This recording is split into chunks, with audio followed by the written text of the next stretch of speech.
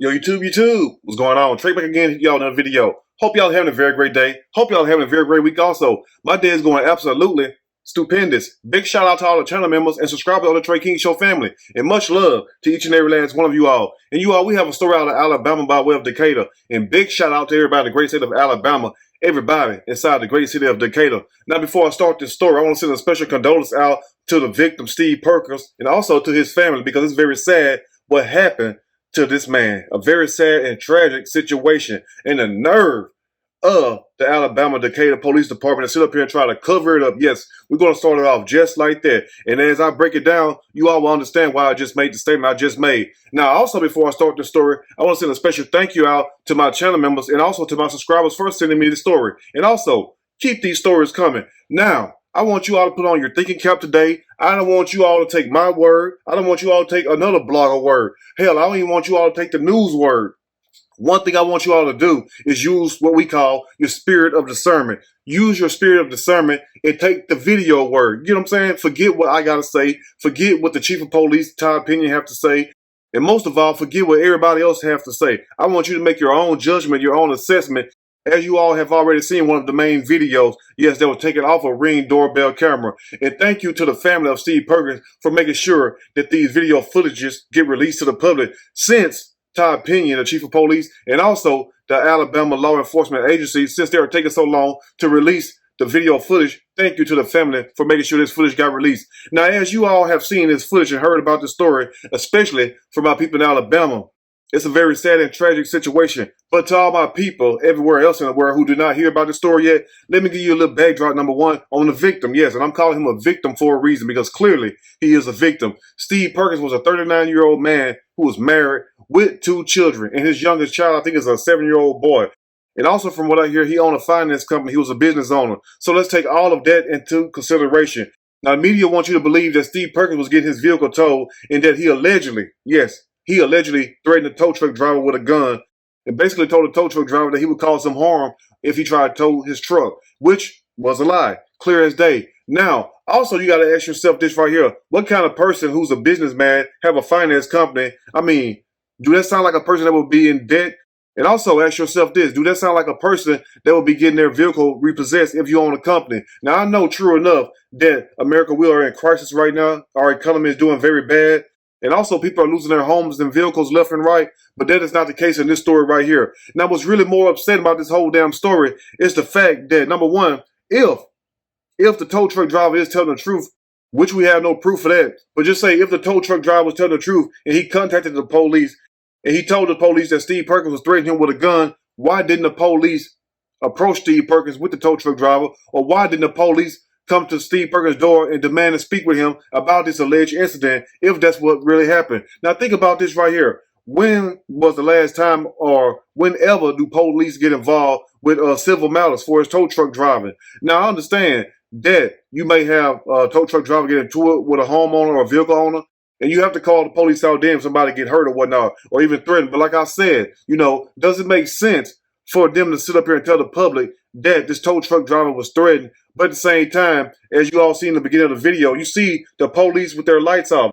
So while you're at this residence with your lights off and not making yourself known, if you had got a call about a guy being threatened with a gun, now do that even sound right? But as you all seen, the police parked around the corner, hid on the side of Steve Perkins' house, and waited for Steve Perkins to come outside. And when the tow truck driver backed that vehicle up in Steve Perkins' yard, that's when you see a light up here. Steve Perkins coming out his front door and basically told the tow truck driver just a couple words. Hey, put my truck down.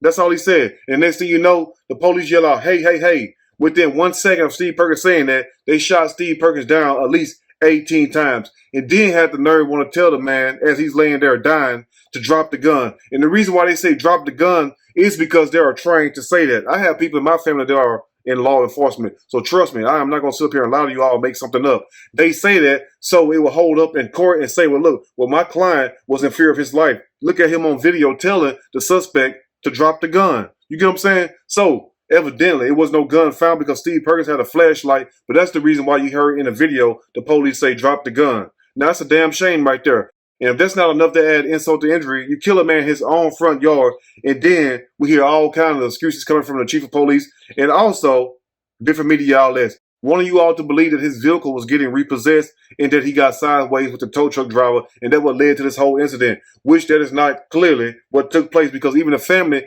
came out and said they have receipts. And also, Steve was getting money taken out of his account every month to make sure that his vehicle and his bills was paid. So either the police is lying trying to cover up this whole situation or somebody's not telling the complete truth.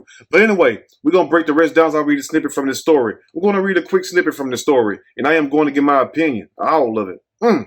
Surely, as we go, family wants answers after police fatally shoot Alabama man outside his home doing, just like this news media is going to say, vehicle repossession. And it wasn't no damn repossession because the family say that Steve was up on all his payments. The man owned a finance company, and guess what? Evidently, this tow truck driver had the wrong damn address. But like I told y'all at the beginning of the video, what kind of police sit up here, number one, and have to assist somebody that had just got threatened, but instead of them going to the door with the man or going to question the man, which is Steve Perkins, you hide on the side of the house. You park your police vehicles on the corner and proceed to wait on the side of this man's house in hopes of ambushing him, and that's exactly what they done. Now ask yourself, do that make sense to you? But anyway, let's continue. The Alabama Law Enforcement Agency is asking for patience as it investigates the deadly officer-involved shooting of Mr. Steve Perkins. A damn shame to get killed in your own front yard. And these police sit up here and want to make up all damn excuses. But like I told y'all, imagine if somebody pulling up in your yard around 1:30 a.m. in the morning and you knowing damn well that you paid your bills and you knowing damn well that you ain't did nothing wrong. So why would you be at this man's house? I mean, true enough, people make mistakes. Maybe the tow truck driver made a mistake. But at the same time, the police could have handled this whole situation totally better. It looked like to me they was planning on killing this man because they did not even make themselves announce. You get what I'm saying? Within 1 second of Steve Perkins telling this tow truck driver to put his truck down, he was gunned down. And then after they gunned him down, that's when they yelled out, drop the gun. And it wasn't no damn gun. Like I told y'all, that's what they're trained to do so he can hold up in court. Where they can sit up in court and say, well, look, my client did tell the suspect to drop the gun, and they did not drop the gun. And that's why my client had to use deadly force. That's why they're trained to say that. But anyway, let's continue. Now, Steve Perkins, 39 years old, was shot and killed September the 29th after the Decatur Police Department responded to a call in the 3000 block of Ryan Drive. And for my people who are from the Decatur area, you know exactly where that's at. A sad situation. Now, here's where the story get crazy and all the lies come out. Law enforcement said Steve Perkins pointed a gun, which was equipped with a light, toward an officer. They said this caused an officer to fire his weapon at Perkins, which was a damn lie because as you all can tell from the video, he had the light pointed toward a tow truck driver. It's 1:30 in the damn morning. You get what I'm saying? Now, true enough, maybe you can mistake a flashlight for somebody having a damn light on top of a gun. You get what I'm saying? You do have people like that have guns with lights on them. I get that. So I do understand mistakes can happen, but it's how they went about this whole situation that makes it even worse. Now, also add to the story, they said standard procedure in officer-involved shooting that ALEA State Bureau of Investigation take over the probe. And like I say, how police is going to police each other. You get what I'm saying? How you all going to govern each other? Because clearly you all working together. I mean, clearly you all are trying to come up with some damn story to tell the public. And that's why you all pass these laws to insulate yourselves. So when you all are involved in these shootings, guess what? You can sit up here and hold the camera footage. You can edit the camera footage. And matter of fact, you don't even have to release the camera footage, says the chief of police. Listen. Legislation enacted earlier this year governs the release of body camera footage. Pursuant to that legislation, the custodial law enforcement agency is the entity to decide when, how, and what to disclose. Now, the story goes on to say, in the days since, citizens have called for the release of police body cam footage and taking part in peaceful protests and vigils. But at the same time, you have people at one of these protests that was arrested by these cops. I mean, if they were protesting peacefully or whatnot, it's not like they're tearing the city up. If they're protesting peacefully, why are you all chasing the people and arresting them? I don't get that. Anyway, now neighbors in the area of the shooting also have released their door cam video of the shooting. And thank you all for releasing that footage, because that's what we need to go on right there.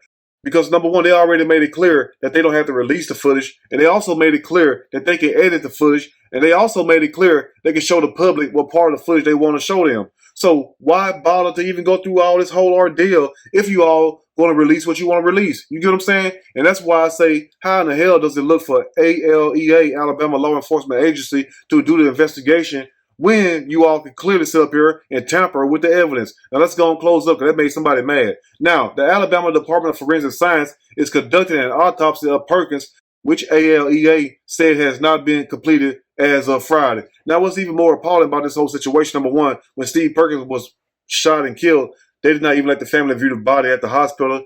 And they have also yet to get an autopsy report of Steve Perkins the last time I checked. So why are you all withholding this information if you all are trying to be thorough and transparent with the public? It sounds like to me that you all are trying to save your own ass.